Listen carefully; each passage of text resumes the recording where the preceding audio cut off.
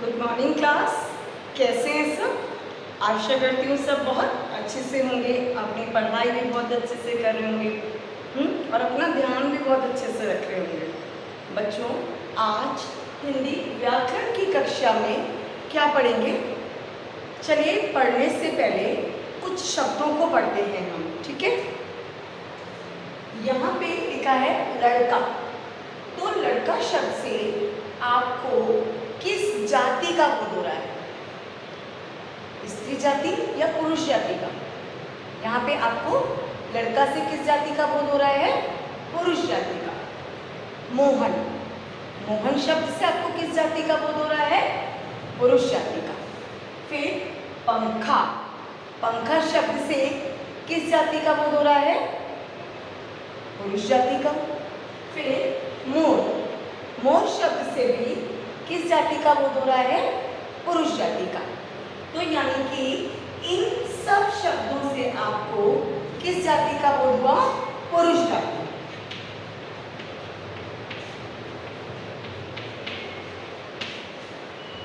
और इधर देखते हैं कोयल, कोयल से आपको किस जाति का बोध हो रहा है? स्त्री जाति का।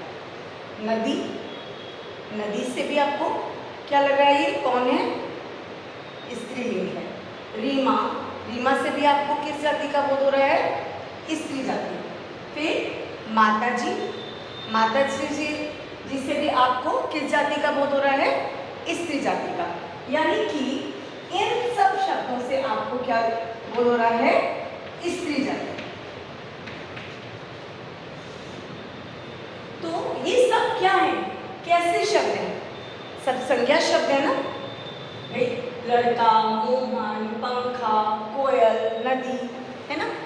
किसी अभी आपने अपने पिछले अध्याय में क्या पढ़ा था संज्ञा में? कि किसी व्यक्ति, वस्तु, स्थान के नाम का बोध कराने वाले शब्द संज्ञा कहलाते हैं, है ना? तो इन सब संज्ञा शब्दों से आपको क्या पता चल रहा है कि ये शब्द क्या है? पुरुष जाति के भी हैं, स्त्री जाति के भी हैं। तो क्या समझ में आया कि जिन संज्ञा शब्दों से हमें पुरुष जाति और स्त्री जाति का बोध होता है वो क्या कहलाते हैं? लिंग। तो आज का भी आपका अध्याय क्या है? पाठ 6 लिंग। क्या है आज का आपका अध्याय? पाठ 6 लिंग। तो क्या समझ में आया बच्चों कि जिन संज्ञा शब्दों से हमें पुरुष जाति और स्त्री जाति का बोध हो यानी कि पता चले तो वो क्या कहलाता है? लिंग। तो इस प्रकार बच्चों क्या समझ में आया आपको कि संज्ञा के जिस रूप से हमें पुरुष जाति और स्त्री जाति का बोध हो तो उसे क्या कहते हैं? लिंग। तो चलिए एक बार इसको लिख भी लेते हैं। संज्ञा के जिस रूप से हमें स्त्री जाति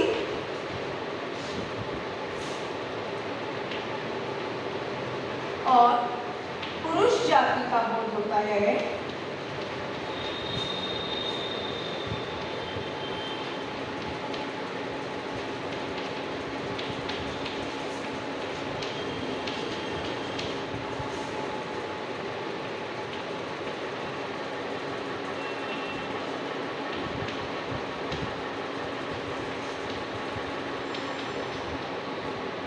यानी कि संज्ञा के जिस रूप से हमें स्त्री जाति और पुरुष जाति का पता चलता है, बोध होना यानी पता चलता है, उसको क्या कहते हैं? लिंग। तो आपने एक बात और भी देखी क्या कि कुछ शब्द यहाँ पर पुरुष जाति के हैं और कुछ स्त्री जाति के। तो यानी कि लिंग के दो भेद होते हैं। लिंग दो प्रकार के होते हैं। कौन कौन से? स्त्रीलिंग और पुल्लिंग। चलिए आइए अब उसको समझते हैं। चलिए अब कुछ पुल्लिंग के उदाहरण देखते हैं। पिता, पिता शब्द से आपको किस जाति का बोध हो रहा है? पुरुष जाति का। भाई, भाई शब्द से आपको किस जाति का बोध हो रहा है? पुल्लिंग। मामा, मामा शब्द से भी आपको किस जाति का बोध हो रहा है? पुल्लिंग। शिष्य, शिष्य से भी किस जाति का बोध हो रहा है? पुल्लिंग। तो यानी कि क्या समझ में आया कि पुरुष जाति का बोध कराने वाले शब्द पुल्लिंग कहलाते हैं। क्या समझ में आया कि पुरुष जाति का बोध कराने वाले शब्द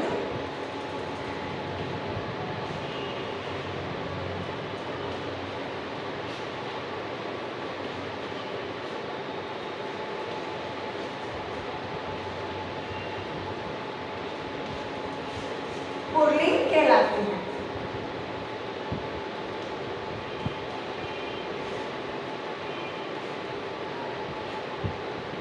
चलिए अब स्त्री जाति के बारे में समझते हैं कि स्त्रीलिंग क्या होता है। पिता, आपने यहाँ बोला पिता, तो पिता का स्त्रीलिंग क्या होगा? माता। तो यहाँ माता शब्द से आपको किस जाति का बोध हो रहा है? स्त्री जाति का, है ना। यहाँ पर था भाई, भाई से आपको किस जाति का बोध हुआ? पुरुष जाति का। तो भाई का स्त्रीलिंग क्या होगा? बहन। बहन शब्द से आपको किस जाति का पता चल रहा है? स्त्री जाति का बोध हो रहा है ना। हाँ, तो ये क्या हुआ? स्त्रीलिंग। अब मामा, मामा से आपको यहाँ पुरुष जाति का बोध हो रहा था। पुरुष जाति है ये, तो अब मामा का स्त्रीलिंग क्या होगा? मामी।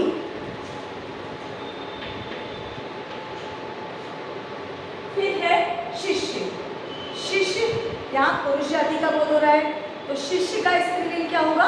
शिष्या।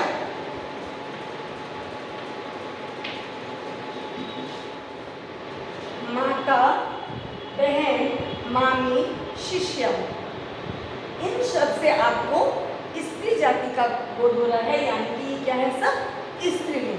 तो क्या समझ में आया कि स्त्री जाति का बोध कराने वाले शब्द क्या कहलाते हैं? स्त्रीलिंग। तो इस प्रकार आपने क्या जाना कि जब पुरुष जाति का बोध होता है तो वो क्या कहलाते हैं? पुल्लिंग। और जब स्त्री जाति का बोध होता है तो वो क्या कहलाते हैं? स्त्रीलिंग।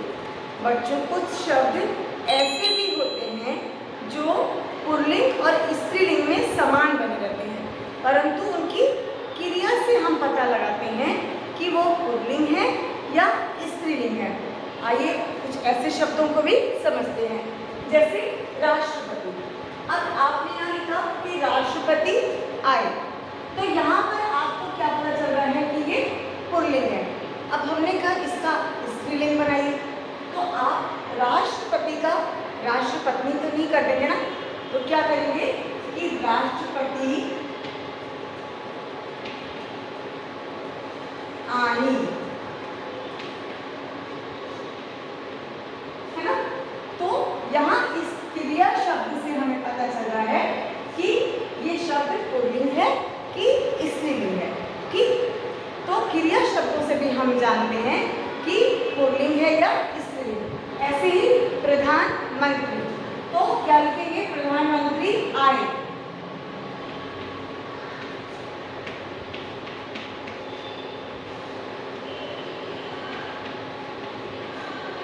तो यहाँ क्या पता चला कि ये प्रधानमंत्री क्या है? यहाँ पर पुल्लिंग है ना। और अगर हम लिखें